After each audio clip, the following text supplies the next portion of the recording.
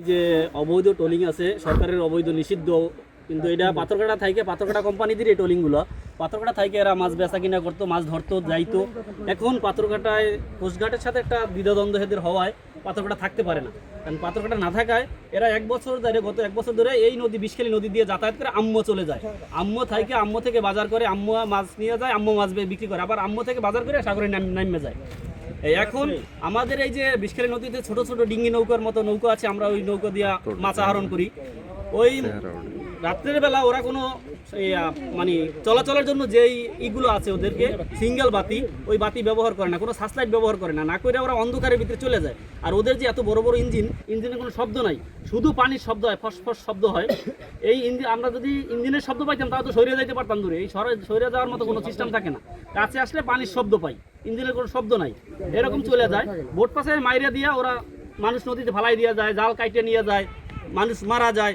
আমাদের এই যে বর্তমানে মোস্তফা শিকদার গত শনিবার নদীতে পড়ে গেছে, এখন পর্যন্ত তার লাশটা আমরা খুঁজে পাই নাই।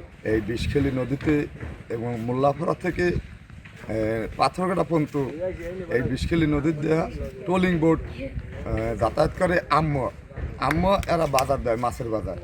এরা হইলে এই ট্রলিং বোটগুলো হইলে বড় বড় ব্যবসায়ীদের এবং পাথরঘাটা আড়তদারগই খুব সম্ভব বাস্তু চৌধুরী এবং আলম মোল্লা মাসুম কোম্পানি। এরা আমরা এই যে গরিব জেলে যারা আমরা দিনে দিন খাই, আমাকেও একটা ট্রলারের দাম সর্বোচ্চ 50 থেকে 60,000 টাকা, আর এগো ট্রলারের দাম 2 কোটি 3 কোটি টাকা একটা ট্রলারের দাম। এরা চায়না ডিজেল লাগাইছে, বড় ইঞ্জিনের মাধ্যমে স্পিনিং বোটের নাম দৌড়ায়, রাত্রিরে কোনো বাতি ব্যবহার করে না। আমাদের এই 7 জন জেলে আপনার আমরা অ্যাক্সিডেন্টের 6 জন, একজন নিখোঁজ। এই প্রশাসনের দ্বারা আমাদের দাবি জানি এইটা রাইতের কোনো ট্রলিং না হতে পারে। আমার একটু আকুল আবেদন, এই পাথরঘাটা থেকে ট্রলিং আম্মা যায় রাত্রিরে, গভীর রাত্রিরে, এগো কোনো সিঙ্গেল বাতি নাই, এগুলো আর মেশিন বড়, মেশিন চলে স্পিনিং বোটের মতো, কিন্তু খালি পানির শব্দ, মেশিনের শব্দ হইলেও আমরা সাজিয়ে সামলে থাকতে পারি। এগুলো কোনো ব্যবস্থা তাদের নাই। আমরা একাও জাল বাই ছোট ছোট নৌকায় আয়, এরা ওই জালের উপর দিয়ে চলিয়ে যায়, নাইলে বোট পচাইয়ে মারিয়ে দেয়। অনেক দুর্ঘটনা এরা ঘটাইছে। আমরা এই বিষখালী নদীতে শত শত গরিব জেলেরা জাল বেয়ে জীবিকা নির্বাহ করে। এই বিগত কয়েক মাস আগে এই পাথরঘাটা ট্রলিং আমাদের এই নদী থেকে আসা যাওয়া করে। সেই ট্রলিংগুলি মানে রাত্রেবেলায় 3টে-4টের দিকে যায়। এরা অবৈধ জেলে, এরা মানে ওই কোনো বাতি, কোনো সিগন্যাল এরা দিয়ে যায় না।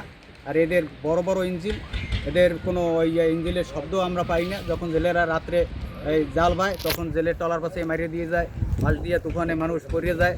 এই ইতিমধ্যে গেল শনিবারে আমাদের এই মোস্তফা শিকদার নামে একজন জেলে শনিবারে এই নদীতে পড়ে গেছে, এখন পর্যন্ত তার লাশ পাওয়া যায় না। এবং আরও আমাদের প্রায় 5-7 জন লোক ভাবলু আছে, এবার জাকির ভাই,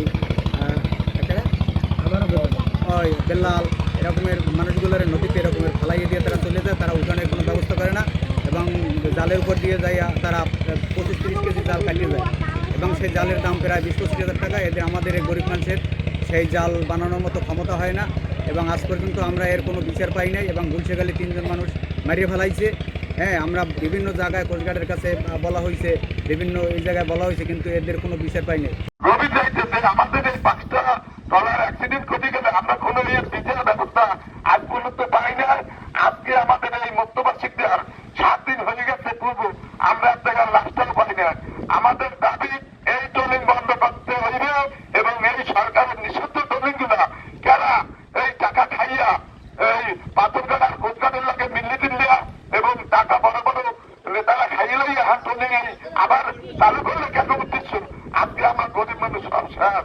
আজকে আমাদের এই যে এলাকার যত গরিব মানুষ আছে আমরা সব জাল কাটতেছি দিল যে আমরা কোনো এই বিচার নাই আর কি। এখন সামনে আমাদের দাবি, এখন কোস্টগার্ড তো হয়ে গেছে, আমাদের দাবি হইলে এই নদীতে কোনো ট্রলিং আমাদের আম্মা থাকতে দাঁড়া পাইতে পারবে না। এরা পাথরঘাটা থাকতে ওখান থেকে নামিয়ে দেবে, আমরা এই উপযুক্ত আমরা এখন ধরে আমরা এই মোল্লাপুরা সব জনগণ এক হইয়া এখন উপযুক্ত বিচার আমরা দিতে করবো, আর নাইলে আমরা